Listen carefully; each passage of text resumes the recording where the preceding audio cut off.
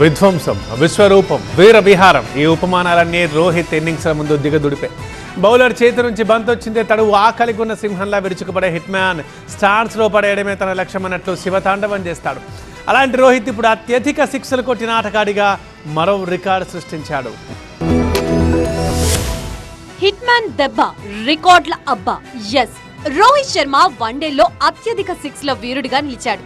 రాంచీలో దక్షిణాఫ్రికా, టీమిండియా మధ్య జరుగుతున్న తొలి మ్యాచ్ దీనికి వేదిక అయింది.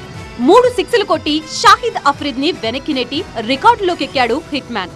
38 ఏళ్ల రోహిత్ దక్షిణాఫ్రికా ఆఫ్ స్పిన్నర్ ప్రెన్లెన్ సుబ్రాయ్ని బౌలింగ్ లో కౌ కార్నర్ మీదుగా భారీ స్లాగ్ స్వీప్ తో తన 350వ వన్డే సిక్స్ ను కొట్టాడు.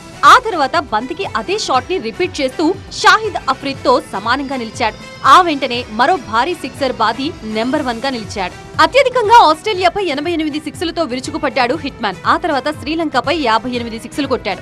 న్యూజిలాండ్ పై 47, వెస్టిండీస్ పై 35, బంగ్లాదేశ్ పై 27, పాకిస్తాన్ పై 27, ఇంగ్లాండ్ పై 21, సౌత్ ఆఫ్రికాపై 20 సిక్స్లు బాది అత్యధిక సిక్స్లు కొట్టిన ఆటగాడిగా రికార్డు సృష్టించాడు. మన ధనాధన్ ధోని 229 సిక్సర్లతో టాప్ 5 గా ఉన్నాడు.